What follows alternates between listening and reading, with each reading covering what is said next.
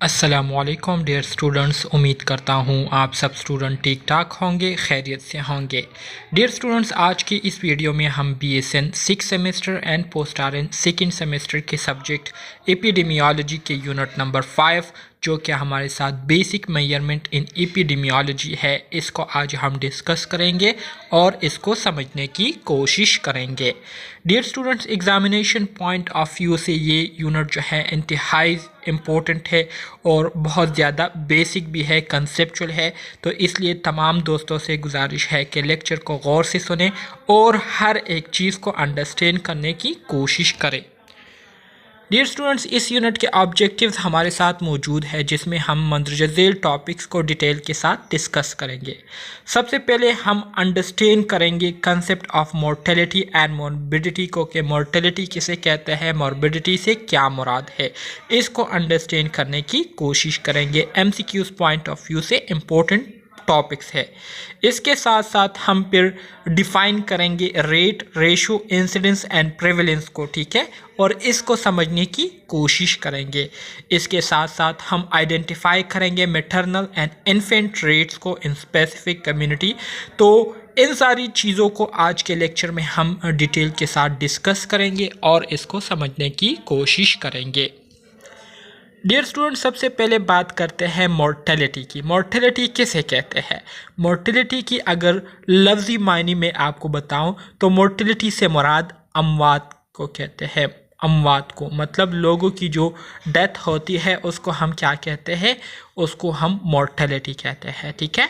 Definition अगर इसकी हम देखें तो mortality is the term use for the number of people who died with in a population is called mortality. किसी भी कम्युनिटी, किसी भी पॉपुलेशन में लोगों की जो अमवात की शरह होती है, ठीक है, लोग जिस तादाद में मर रहे होते हैं, ठीक है, तो इसको हम क्या कहते हैं? इसको सिंपल अल्फाज में मोर्टेलिटी कहते हैं। किसी भी पॉपुलेशन में, किसी भी कम्युनिटी में, किसी भी सोसाइटी में लोगों की जो अमवात हो रही होती है तो उसको सिंपल अल्फाज में हम क्या कहते हैं? मोर्टेलिटी कहते हैं। यहाँ पर हमारे साथ एक दूसरा टर्म यूज़ होता है जिसको हम मोर्टेलिटी रेट कहते हैं। मोर्टेलिटी रेट से मुराद ये है डियर स्टूडेंट, जहाँ पर भी रेट आ जाए, ठीक है, किसी भी वर्ड के साथ अगर वर्ड रेट जो है ये ऐड हो जाए तो इसका मतलब ये है कि इसमें टाइम का जिक्र होगा, इसमें टाइम जो है वो आपको मेंशन होगी, एक ख़ास टाइम पीरियड के बारे में इसमें बात हो रही होगी। सो मोर्टेलिटी रेट से मुराद ये है कि किसी भी पॉपुलेशन में एक ख़ास टाइम पीरियड में लोगों की जिस रेट के साथ, जिस फ्रीक्वेंसी के साथ उनकी डेथ हो रही होती है तो इसको हम क्या कहते हैं? इसको हम मोर्टेलिटी रेट कहते हैं।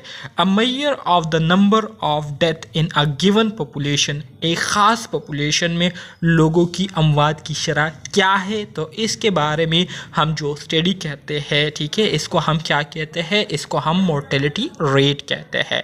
सो मोर्टेलिटी और मोर्टेलिटी रेट में आप लोगों ने कंफ्यूज नहीं होना है, ठीक है। इसमें सिर्फ टाइम का डिफरेंस है, बाकी दोनों जो है एक ही चीज़ है। मोर्टेलिटी में हम क्या करते हैं? किसी भी पॉपुलेशन में लोग जिस तादाद से मर रहे होते हैं उसको हम क्या कहते हैं? मोर्टेलिटी कहते हैं, ठीक है। जबकि मोर्टेलिटी रेट से मुराद ये है कि एक ख़ास पॉपुलेशन में कितनी तादाद के साथ लोगों की अमवात हो रही है, लोग जो है मर रहे हैं, तो इसकी जब हम मेजरमेंट करते हैं, इसकी जब हम जांच पड़ताल करते हैं तो इसको हम क्या कहते हैं? मोर्टेलिटी रेट कहते हैं। इसी तरह से हमारे साथ दूसरा टर्म यूज़ होता है जिसको हम मॉर्बिडिटी कहते हैं। मॉर्बिडिटी की अगर हम लफ्ज़ी मायने को देखें तो मॉर्बिडिटी से मुराद अमराज है, बीमारियाँ, ठीक है, उसको हम क्या कहते हैं? मॉर्बिडिटी कहते हैं। सो morbidity refers to the state of being disease or unhealthy within a population is called morbidity। किसी भी पॉपुलेशन में अमराज की शरह क्या है या कितने लोग जो है वो बीमार है या जो बीमार लोग रहते हैं, ठीक है, किसी भी पॉपुलेशन में, किसी भी सोसाइटी या कम्युनिटी में, तो इससे मुराद क्या है? इससे मुराद मॉर्बिडिटी है, इसको हम मॉर्बिडिटी कहते हैं। या the extent of illness, injury और disability in a defined population, किसी भी पॉपुलेशन में कितनी तादाद के साथ लोग जो है बीमार हुए हैं, ठीक है, इंजरी उनको हुई है या डिसेबल लोग जो है वहाँ पर मौजूद है, तो इसको हम क्या कहेंगे, इसको हम मॉर्बिडिटी कहेंगे। इसी तरह से हमारे साथ मॉर्बिडिटी के लिए जो दूसरा टर्म यूज़ होता है इसको हम मॉर्बिडिटी रेट कहते हैं। सो मॉर्बिडिटी रेट से मुराद ये है कि a measure of disease in a given population इस कार मॉर्बिडिटी रेट। एक ख़ास पॉपुलेशन में एक ख़ास टाइम पीरियड में लोग जिस तादाद के साथ बीमारियों का शिकार हुए होते हैं, उनको बीमारी लाहक हुई होती है, बीमारी में वो मुब्तला हुए होते हैं, तो उसकी जब हम क्या करते हैं, मेजरमेंट करते हैं, तो इसको हम क्या कहेंगे, इसको हम मॉर्बिडिटी कहेंगे, मॉर्बिडिटी रेट कहेंगे, ठीक है। फॉर एग्ज़ाम्पल प्रेवलेंस रेट हो गया, इंसिडेंस रेट हो गए। मॉर्बिडिटी रेट में आपके पास प्रेवलेंस रेट भी आ जाता है, इंसिडेंस रेट भी आ जाता है, ये सारी चीज़ें आपके पास मॉर्बिडिटी रेट में आते हैं और इसको हम मेजर करते हैं। Measures of disease frequency, measure of disease frequency, इस पर अब हम बात करेंगे और इसको हम अंडरस्टैंड करने की कोशिश करेंगे।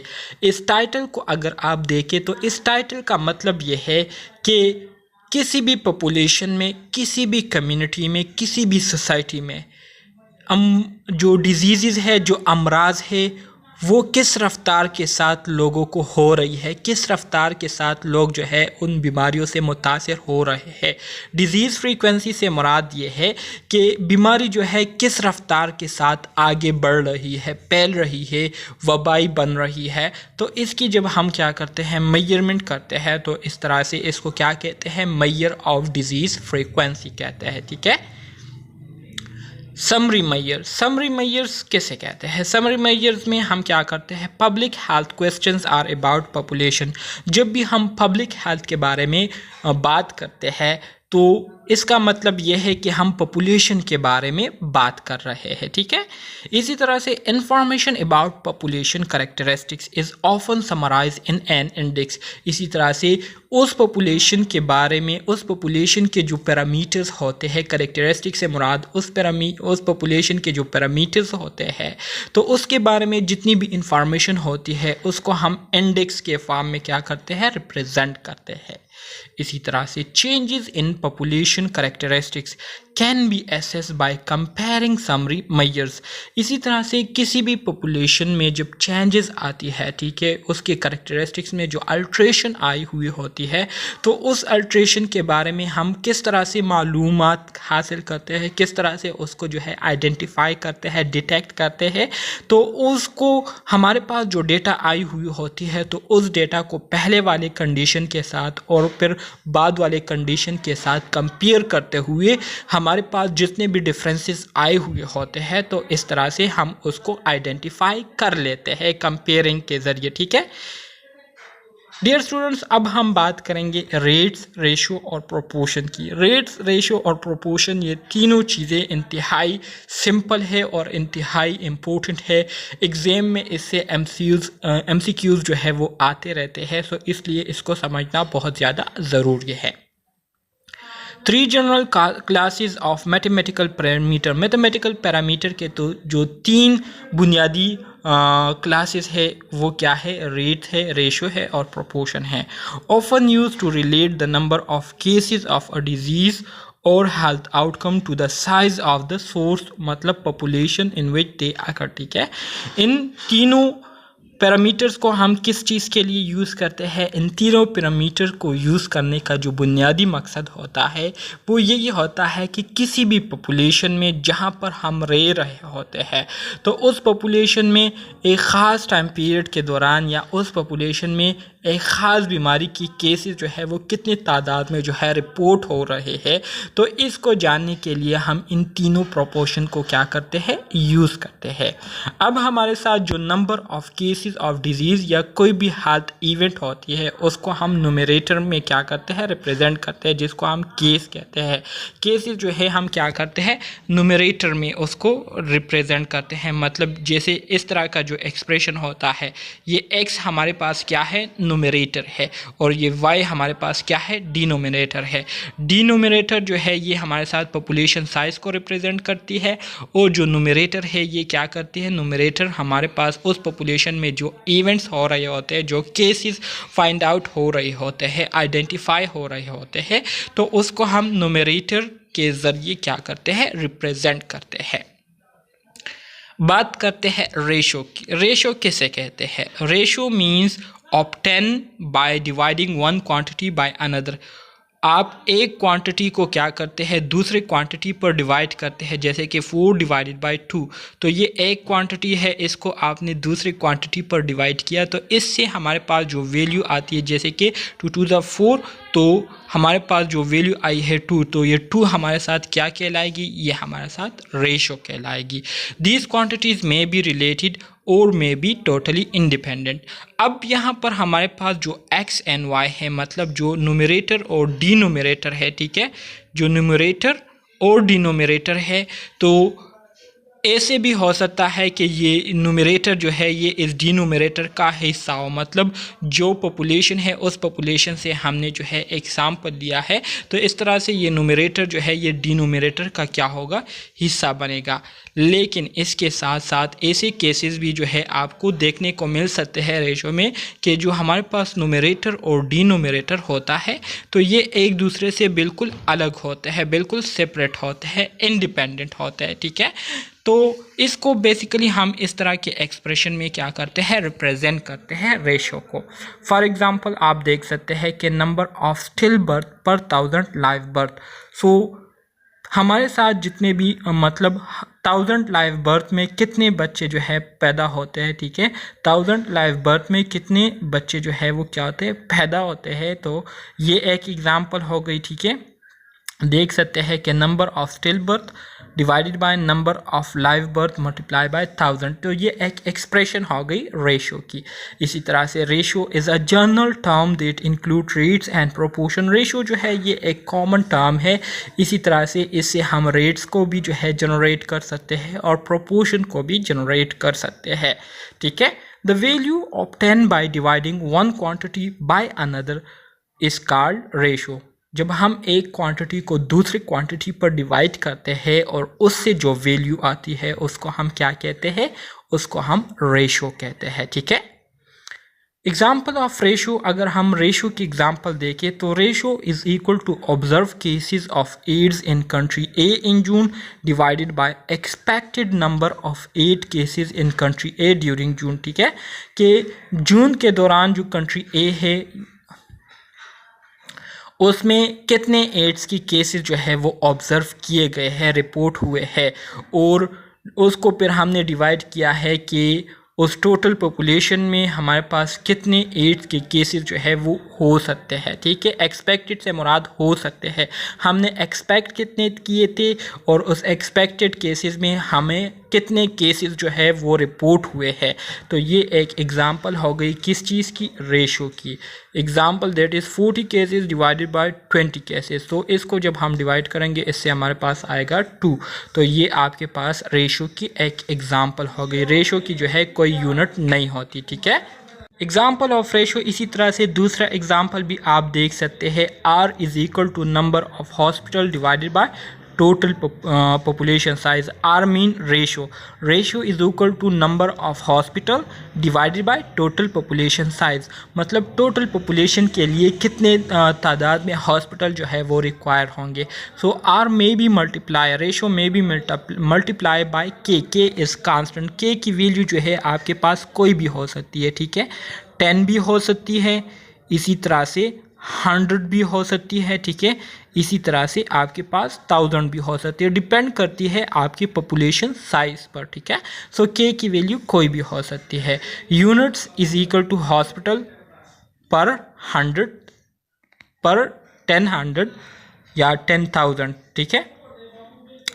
सपोज अब यहाँ पर एक कंडीशन आपको दी जा रही है, कहते हैं कि सपोज करें कि आपके पास जो है रेशो क्या है, आपके पास रेशो जो है क्या है, ratio is equal to 4 hospital है 20,000 पीपल के लिए। 4 हॉस्पिटल है और 20,000 क्या है, ये पॉपुलेशन साइज है। सो अगर 4 को आप 20,000 पर डिवाइड करेंगे तो इससे क्या आएगा, इससे 0.002 हॉस्पिटल पर पर्सन आएगी। सो इस 0.00 को अगर हम क्या करें, मतलब इस पॉइंट को हम 2 के आगे लाए तो कितने टाइम आगे आएंगी, 1 2 3 4। सो मतलब ये है कि 1 ये हो गया और 1 2 3 4, तो 4 ज़ीरो हमने लगा दिए। तो इसका मतलब ये है कि हर दो हॉस्पिटल जो है, हर दो हॉस्पिटल मतलब हर 10,000 लोगों के लिए जो है हमें कितने हॉस्पिटल रिक्वायर्ड होंगे, 2 हॉस्पिटल जो है हमें उसकी ज़रूरत होगी। तो ये भी आपके पास क्या आ गई, एग्ज़ाम्पल आ गई रेशो की। सो इसको आप लोगों ने इस तरीके से समझना है, इस पर आप लोगों ने थोड़ी सी प्रैक्टिस करनी है, तो इंशाल्लाह आपको इसकी समझ आ जाएगी। अब आ जाते हैं प्रोपोर्शन की तरफ। प्रोपोर्शन क्या है? A ratio in which the numerator is included in the denominator is called proportion. देखिए, रेशो और प्रोपोर्शन में एक डिफरेंस है। रेशो में आपको बताया गया था कि आपके पास जो न्यूमरेटर होता है, ठीक है, तो वो हो सकता है कि डिनोमिनेटर का हिस्सा हो, ठीक है, या ऐसे भी हो सकता है कि वो डिनोमिनेटर का हिस्सा ना हो, ठीक है। जबकि प्रोपोर्शन में आपको ये बात बताई गई है कि जब भी आपके पास न्यूमरेटर होगा तो वो न्यूमरेटर जो है आपके डिनोमिनेटर का क्या होगा, हिस्सा होगा। मतलब वो आपके पॉपुलेशन साइज का ही क्या होगा, हिस्सा होगा, आपके पॉपुलेशन साइज से ही लिया गया एक सैंपल होगी, ठीक है। तो इसको हम क्या कहेंगे, इसको हम प्रोपोर्शन कहेंगे। प्रोपोर्शन क्या है? प्रोपोर्शन ये वो रेशो है, रेशो की वो किस्म है जिसमें न्यूमरेटर जो है ये क्या होता है, इंक्लूडेड इन द डिनोमिनेटर, ठीक है। मतलब ये है कि जो न्यूमरेटर होता है उसको हमने डिनोमिनेटर से क्या किया होता है, लिया होता है। Example, the number of foetal death out of total number of birth. So मतलब यह है कि जितनी बर्थ हुई है तो उसमें कितने फीटल डेथ जो है ये वाक़या हुई है, ठीक है। टोटल बर्थ में कितने फीटल डेथ जो है ये वाक़या हुए है, कितनी तादाद में फीटल डेथ हुई है, तो इसको हम क्या कहेंगे, इसको हम प्रोपोर्शन कहेंगे, ठीक है। क्यों कहेंगे? क्योंकि टोटल बर्थ हो रही है और टोटल बर्थ के दौरान जो है हम फीटल डेथ की बात कर रहे हैं। मतलब बर्थ के दौरान, बर्थ से पहले बच्चे की अगर डेथ हो जाए तो उसको हम क्या कहते हैं, फीटल डेथ कहते हैं, क्योंकि वो अभी पैदा नहीं हुआ होता, ठीक है, और उसकी डेथ हो जाती है, ठीक है। सो इसको हम क्या कहेंगे, इसको फिर हम प्रोपोर्शन कहेंगे। सो आगे बढ़ते हैं, कहते हैं कि number of foetal death divided by live birth plus still birth multiply by 1000, ठीक है, सॉरी 100। लाइव बर्थ मतलब जो बर्थ बच्चे जो है वो पैदा हुए हैं, जिंदा पैदा हुए हैं, और स्टिल बर्थ से मुराद ये है कि जो होने वाले हैं, ठीक है। सो ये टोटल पॉपुलेशन हो गई आपकी, और ये नंबर ऑफ फीटल डेथ है, मतलब पैदा होने से पहले उनकी डेथ हुई है, ठीक है। तो ये आपके पास प्रोपोर्शन की एक एग्जाम्पल आ गई। Answer often read as percentage, और इसी तरह से प्रोपोर्शन की एक पहचान आपके पास ये भी है कि प्रोपोर्शन में जब भी आपके पास आंसर आएंगे तो वो in the form of percentage में आएंगे। तो जब परसेंटेज में आएंगे तो फिर आप लोगों ने ऑटोमेटिकली समझ जाना है कि ये किस चीज़ के बारे में बात हो रही है, ये प्रोपोर्शन के बारे में बात हो रही है। तो प्रोपोर्शन के हवाले से मैंने आपको 2 बातें बताई है। पहली बात ये बताई है कि जो न्यूमरेटर होता है प्रोपोर्शन का, ठीक है, रेशो में जो न्यूमरेटर होता है वो हमेशा डिनोमिनेटर का क्या होगा, पार्ट होगा, डिनोमिनेटर का हिस्सा होगा, ठीक है। डिनोमिनेटर से हमने उसको लिया होगा, तो इस तरह से ये प्रोपोर्शन कहलाएंगी। इसी तरह से अगर प्रोपोर्शन की डिक्शनरी में जो डिफिनीशन हुई है और उसको हम डिफ़ाइन करें, तो डिक्शनरी में जो डिफिनीशन हुई है, ठीक है, वो कुछ इस तरह से हुई है कि proportion is a type of ratio in which the numerator is included in the denominator। वही डिफिनीशन हुई है, तो इसको आप लोगों ने याद रखना है। अब अगर हम प्रोपोर्शन की प्रॉपर्टीज़ की बात करें तो n किसे कहते हैं, n mean number of individual in a population. हमारे पास जो टोटल पॉपुलेशन होती है, ठीक है, तो उसको हम n से रिप्रेजेंट करते हैं। x किसे कहते हैं, the number of individual in the same population possesses characteristic c। जबकि x जो है ये आपके पास वही पॉपुलेशन का हिस्सा होता है जिसको हमने पॉपुलेशन से क्या किया होता है, सेलेक्ट किया होता है। किस वजह से सेलेक्ट किया होता है, किसी ख़ास खूबी या खामी के बेस पर हमने उसको पॉपुलेशन से क्या किया होता है, उसको सेलेक्ट किया होता है, ठीक है। तो इसको हम x कहते हैं, जो कि हम ऊपर लिखते हैं। ऊपर लिखते हैं, ठीक है। जबकि P is the proportion in the population with characteristic C is equal to X multiply by N। जैसे कि ये हो गए P is equal to X divided by N। तो ये आपके पास क्या आ गई, ये आपके पास प्रोपोर्शन की एक्सप्रेशन आ गई। X क्या है, कोई भी इंडिविजुअल जो कि एक ख़ास करेक्टरिस्टिक्स के साथ हमने उसको सेलेक्ट किया होता है। N आपके पास क्या है, N आपके पास टोटल पॉपुलेशन है। तो ये एक्सप्रेशन आप लोगों ने याद रखनी है। MCQs अगर आए प्रोपोर्शन में तो फिर इसी एक्सप्रेशन को आपने यूज़ करना होगा। इसी तरह से दूसरी प्रॉपर्टी इसकी ये है कि P takes on value between 0 and 1। P की जो वैल्यू है, ठीक है, वो 0 एंड 1 के दरमियान ही होंगे, ठीक है, या 0 होंगी या 1 होंगी। P is a fraction, P has no unit. इसी तरह से प्रोपोर्शन का कोई यूनिट नहीं है। P में भी multiply by a constant. P को जो है हम कांस्टेंट के साथ क्या कर सकते हैं, मल्टीप्लाई कर सकते हैं प्रोपोर्शन को। तो कांस्टेंट की वैल्यू 100 भी हो सकती है, 1000 भी हो सकती है और 10,000 भी हो सकती है, ठीक है। ये बातें जो है अगर आप याद रखेंगे तो इंशाल्लाह आपको कोई मसला नहीं होगा। इसी तरह से प्रोपोर्शन के एग्जाम्पल्स को अगर आप देखें, मतलब प्रोपोर्शनेट मोर्टेलिटी इन 1995 में 53% of all death in Africa were children under as 5। 1995 में अफ्रीका में तकरीबन 53% जो डेथ हुई थी, ठीक है, जो अमवात हुई थी, उनमें ज़्यादातर जो बच्चे थे उनकी एज जो है 5 साल से कम थी। सो प्रोपोर्शन हमारे पास क्या आएगी, प्रोपोर्शन मतलब 53% है तो 53% को आप 100 पर डिवाइड करेंगे तो इससे आपके पास 0.53 आएगा।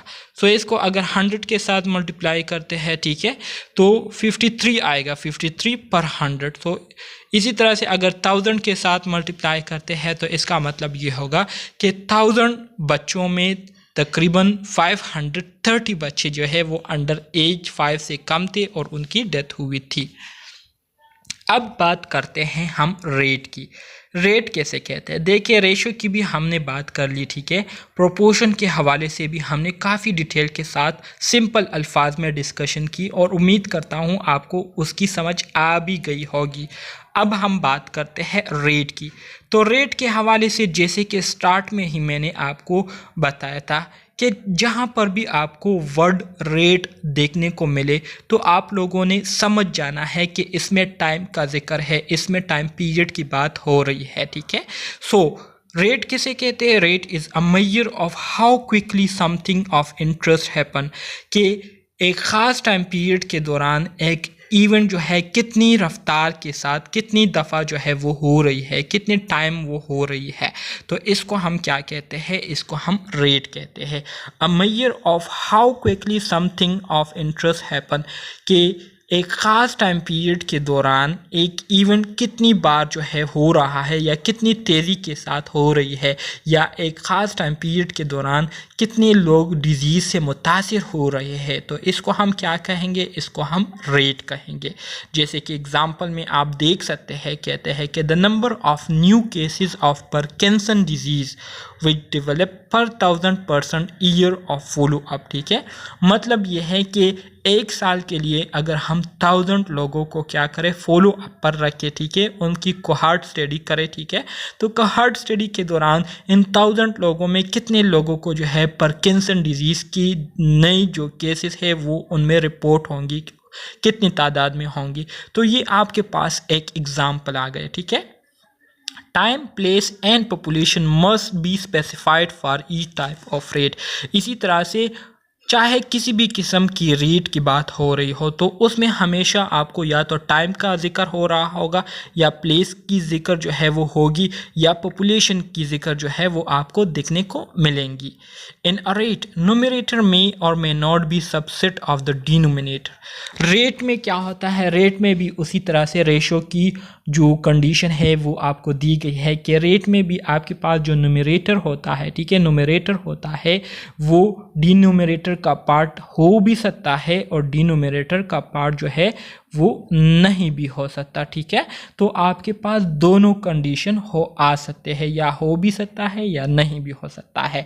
लेकिन मेन चीज़ इसको आइडेंटिफाई करने के लिए ये है कि इसमें आपको टाइम ज़रूर मेंशन किया गया होगा, जिसके बेस पर आप इसको आइडेंटिफाई कर सकेंगे कि यहाँ पर रेट की बात हो रही है। प्रॉपर्टीज़ की अगर हम बात करें रेट्स की, तो रेट्स की हमारे पास जो प्रॉपर्टीज़ है, the calendar time period is the same in both numerator and denominator of rate. वही बात है कि रेट में हमारे पास जो न्यूमरेटर होता है या डिनोमिनेटर की बात हो रही है, तो दोनों में एक ही टाइम पीरियड की बात हो रही होती है। दोनों का जो टाइम पीरियड होता है वो सेम होता है, ठीक है। अगर न्यूमरेटर में टाइम की बात हो रही है, तो अगर डिनोमिनेटर में उस टाइम की बात होती है, तो वही सेम टाइम जो है आपको डिनोमिनेटर में भी क्या होगा, दिखने को मिलेगा। A rate expresses the relative frequency of an event per unit time। वही बात है जो कि आपको मैंने अभी बताई कि रेट में हम क्या करते हैं, रेट में हम ये चीज़ देखते हैं कि एक ख़ास टाइम पीरियड के दौरान एक इवेंट जो है वो कितनी रफ्तार के साथ जो है फैल रही है, एक इवेंट जो है वो कितनी तेज़ी के साथ जो है हो रही है, तो इसको हम रेट कहेंगे। Example of rate in vital statistics. Vital statistics में अगर हम रेट की बात करें तो इन्फेंट मोर्टेलिटी रेट, ये आपके पास रेट की एक एग्जाम्पल हो गई, जिसमें हम क्या करते हैं, इन्फेंट मोर्टेलिटी से रेट से मुराद ये है कि नंबर ऑफ इन्फेंट डेथ पर 1000 live birth during calendar year. एक कैलेंडर ईयर के दौरान 1000 लाइव बर्थ में कितनी इन्फेंट जो है उनकी डेथ होती है, कितनी तादाद में उनकी डेथ होती है, तो इसको हम इन्फेंट मोर्टेलिटी रेट कहेंगे। इन्फेंट मोर्टेलिटी रेट जो है ये हमारे साथ क्या है, रेशो है, ठीक है। The infant mortality rate is not proportion because numerator is not necessary part of the denominator, क्योंकि इसमें हमारे साथ जो न्यूमरेटर है ये डिनोमिनेटर का पार्ट नहीं है, ठीक है। Some infants may have been born during the previous calendar year. कुछ इन्फेंट्स ऐसे होते हैं जो कि प्रीवियस कैलेंडर ईयर के बेस पर जो है वो उस टाइम पैदा हुए होते हैं, ठीक है। तो ज़रूरी नहीं है कि हमारे पास इन्फेंट मोर्टेलिटी रेट जो है वो क्या हो, प्रोपोर्शन हो, ठीक है। Example of rate, incidence and prevalence. Incidence आप सबको पता है कि number of new cases in a population is called incidence, ठीक है। Measure of new cases of disease they develop over a period of time.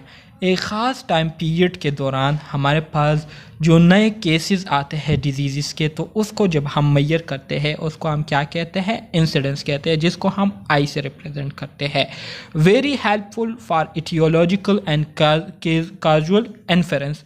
Incidence जो है ये हमें बहुत ज़्यादा हेल्पफुल साबित होती है जब भी हम किसी डिज़ीज़ की जो एटियोलॉजी है उसको स्टडी करते हैं, उसकी जो एटियोलॉजी है उसको जानने के लिए ये बहुत ज़्यादा हेल्पफुल होती है। इसके साथ साथ जो काजेज़ होते हैं डिज़ीज़ के, ठीक है, तो उसको जानने के लिए इंसिडेंस जो है बहुत ज़्यादा हेल्पफुल होती है। Difficult to estimate. इंसिडेंस का अंदाज़ा लगाना जो है ये बहुत ज़्यादा डिफ़िकल्ट होता है, ठीक है। इसी तरह से employees follow up over time. Incidence को जब भी हम स्टडी करते हैं, ठीक है, तो इसके लिए हमेशा हमें टाइम जो है वो दरकार होती है। जैसे कि जब हम कोहर्ट स्टडी करते हैं, कोहर्ट स्टडी में हम क्या करते हैं, टाइम को मेंशन करते हैं, जिसमें हम एक ख़ास टाइम पीरियड के लिए जो हमारा सैंपल होता है उसको हम क्या करते हैं, अंडर ऑब्जर्वेशन रखते हैं, और उस टाइम पीरियड के दौरान उनमें जितनी भी चेंजेस दिखने को मिलती है तो उसको हम क्या करते हैं, उसको हम रिकॉर्ड करते हैं। प्रिवलेंस किसे कहते हैं? प्रिवलेंस से मुराद ये है कि एक ख़ास टाइम पीरियड के दौरान या एक ख़ास टाइम पर हमारे पास जितने भी एग्जिस्टिंग केसेस होते हैं, मतलब पहले से जो केसेस मौजूद होते हैं, उसकी जब हम मेजरमेंट करते हैं तो उसको हम प्रिवलेंस कहते हैं। Measure of existing cases of a disease at a particular point in time या over a period of time, एक ख़ास टाइम पीरियड के दौरान या उस ख़ास टाइम पीरियड के एक ख़ास पॉइंट पर हमारे पास कितनी तादाद में पहले से बीमार लोग मौजूद है, तो उसकी जो मेजरमेंट हम करते हैं उसको हम प्रेवलेंस कहते हैं। Prevalence is very helpful for quantifying disease burden. Prevalence के ज़रिए हम ये जानने की कोशिश करते हैं कि कितनी तादाद में हमारे पास केसेस मौजूद है, कितनी तादाद में बीमारियों का जो भरमार है वो मौजूद है। इसी तरह से रिलेटिवली इजी टू एस्टिमेट, इसके ज़रिए अंदाज़ा लगाना जो है आसान होता है इस इंसिडेंस के बनिस्बत। प्रेवलेंस में जो है ख़ास तौर पर हम क्रॉस सेक्शनल डिज़ाइन स्टडी जो है इसको हम क्या करते हैं, यूज़ करते हैं। ठीक है। Prevalence versus incidence. Prevalence can be view as a describing a pool of disease in a population. Prevalence की मिसाल ऐसी है जैसे कि हमारे पास जो स्विमिंग पूल होता है ना, स्विमिंग पूल में हमारे पास जो पहले से मौजूद पानी होता है, तो उसका मिसाल प्रेवलेंस की एग्जांपल जो है इस सेम स्विमिंग पूल की तरह है जिसमें पहले से जो है पानी क्या होता है, कड़ा होता है। Incidence describe the input flow of new cases into the pool. और इंसिडेंस का मिसाल ऐसी है, इंसिडेंस की मिसाल ऐसी है जैसे कि इस स्विमिंग पूल में पहले से जो पानी मौजूद होता है, तो इस पहले से पानी जो मौजूद होता है इसके साथ साथ वक्तन फ़वक्तन जो हम मज़ीद पानी को ऐड करते हैं, फ्रेश पानी जो है इस पूल में क्या करते हैं, छोड़ते हैं। तो इंसिडेंस की एग्ज़ाम्पल बिल्कुल ऐसी है जैसे कि आप देख सकते हैं कि वक्तन फ़वक्तन नए नए केसेस जो है इस पूल में क्या होते हैं, एडअप होते रहते हैं। इसी तरह से death and cures reflect the output flow from the pool. इसी तरह से अगर किसी की डेथ होती है या लोग उस बीमारी से क्या होते हैं, सेहतियाब होते हैं, तो इसका मतलब ये है कि ये लोग जो है इस पूल से क्या कर रहे हैं, निकल रहे हैं, आउट हो रहे हैं। तो आप देख सकते हैं कि अगर लोग क्या हो रहे, उनकी डेथ हो रही है या उनकी क्यूर हो रही है, तो वो क्या हो रहे हैं, वो इस पूल से आउट हो जाते हैं, इस पूल से जो है एक्सक्लूड हो जाते हैं। ठीक है। Measure of disease frequency. Incidence मतलब इंसिडेंस में हम क्या करते हैं, न्यू केसेस को स्टडी करते हैं। प्रेवलेंस में हम क्या करते हैं, एग्जिस्टिंग केसेस को स्टडी करते हैं। ठीक है। Cumulative incidence. कॉमुलेटिव इंसिडेंस किसे कहते हैं? कॉमुलेटिव इंसिडेंस से मुराद ये है कि number of new cases during follow up. Follow up के दौरान हमारे पास जितने भी न्यू केसेस आते हैं तो उसकी जब हम मेजरमेंट करते हैं, ठीक है, in a total population, number of new cases in a total population that is disease free, जो कि हमारे पास disease free population होती है, तो उनकी जब हम फॉलो अप करते हैं और इस फॉलो अप के दौरान हमें जो नए केसेस दिखने को मिलते हैं, तो इसकी जब हम मेजरमेंट करते हैं इसको हम क्या कहते हैं, कॉमुलेटिव इंसिडेंस कहते हैं। जैसे कि ये एक्सप्रेशन आपके पास है, इसको आप लोगों ने याद रखना है। आई जो है ये आपके न्यू केसेस को रिप्रेजेंट करती है इंसिडेंस को, जबकि एन ये किस चीज़ को रिप्रेजेंट करती है, आपकी टोटल पॉपुलेशन को रिप्रेजेंट करती है। ठीक है। सो measure the frequency of addition of new cases of diseases and is always calculated for a given period of time। ठीक है, एक ख़ास टाइम पीरियड के लिए हम इसको क्या करते हैं, कैलकुलेट करते हैं। Must always state the time period. इसमें हमेशा जो है टाइम की ज़िक्र होती है, इसमें हमेशा टाइम का ज़िक्र होता है, बावजूद इसके कि यहाँ पर कहीं भी आपको टाइम का जो सिंबल है, ठीक है, टाइम की जो सिंबॉलिक रिप्रेजेंटेशन है वो आपको नहीं मिलेंगी, लेकिन फिर भी यहाँ पर हमेशा टाइम का जिक्र होता है। ठीक है। So prevalence cases must be excluded before follow up. So cumulative incident जब हम स्टडी करते हैं तो इसमें सबसे पहले हम क्या करते हैं, एक पॉपुलेशन को सेलेक्ट करते हैं। उस पॉपुलेशन को सेलेक्ट करने के बाद फिर उसमें हम क्या करते हैं, उसमें हम छानबीन करते हैं। मतलब यह है कि वो पॉपुलेशन जिनको बीमारी नहीं होती उसको हम अलग कर देते हैं, और वो पॉपुलेशन जिनको बीमारी होती है तो उसको हम अपनी स्टडी से क्या कर लेते हैं, बाहर कर लेते हैं, एक्सक्लूड कर लेते हैं, निकाल देते हैं, उनको हम स्टडी नहीं करते। तो हमारे पास एक प्योर सैंपल आता है जो कि क्या होती है, डिजीज़ फ्री होती है, जिनको किसी किस्म की बीमारी नहीं होती। तो इन पर हम क्या करते हैं, इनको फिर हम फॉलो अप के लिए तैयार करते हैं, इनको जो है फिर हम अंडर ऑब्जर्वेशन रखते हैं एक ख़ास टाइम पीरियड के लिए, और इस दौरान हम क्या करते हैं, ऑब्ज़र्व करते हैं कि इस ख़ास टाइम पीरियड के दौरान इनको किसी किस्म की बीमारी लाहक होती है या नहीं। तो जितनी भी नए केसेस रिपोर्ट होते हैं तो उसकी हम सिंपली मैयर करके हम क्या कर लेते हैं, जो कम्युलेटिव इंसिडेंस होता है उसको कैलकुलेट कर लेते हैं। एग्ज़ाम्पल आपको दिया गया है, कहते हैं कि हमारे साथ टोटल पॉपुलेशन जो है 1000 मेन पर मुश्तमिल है जिनकी एज 45 है। इंसिडेंस आपको दिया गया है कि इन 1000 में से 50 लोगों को जो है प्रोस्टेट कैंसर हो गया है। फॉलो अप मतलब जो टाइम पीरियड है वो 10 ईयर्स है। So number no one loss to follow up मतलब फॉलो अप के दौरान किसी भी की भी जो है डेथ नहीं हुई है। No one withdraw from study और कोई भी जो है स्टडी से बाहर नहीं गया है। सो सिंपल आपके पास फार्मूला है, इसमें आपने क्या करना है, आई की जगह 50 पुट करना है, एन की जगह आपने 1000 पुट करना है, तो ये आपके पास आ जाएगा 0.05। इसको जब आप 100 से मल्टीप्लाई करेंगे तो आपके पास आ जाएगा 5%।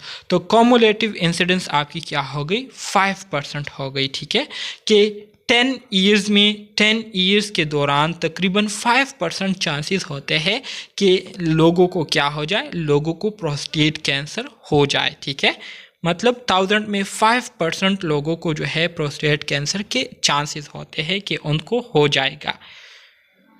कम्युलेटिव इंसिडेंस की अगर हम करेक्टरिस्टिक्स की बात करें तो most common way to estimate risk. Cumulative incidence ये सबसे आसान तरीका है किसी भी किस्म के रिस्क के बारे में एस्टिमेट लगाने के लिए, अंदाज़ा लगाने के लिए। ठीक है, ऑलवेज अ प्रोपोर्शन। इसी तरह से कम्युलेटिव इंसिडेंस में हमें जो भी आंसर मिलते हैं तो वो हमेशा परसेंटेज के फॉर्म में हमें मिलेंगे। ठीक है, परसेंटेज के फॉर्म में।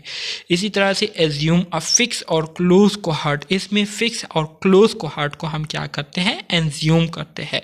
For brief specific period of time, for example N outbreak commonly called an attack rate. Attack rate में हम कम्युलेटिव इंसिडेंस को सिंपली यूज़ करते हैं। In reality attrition is a huge problem.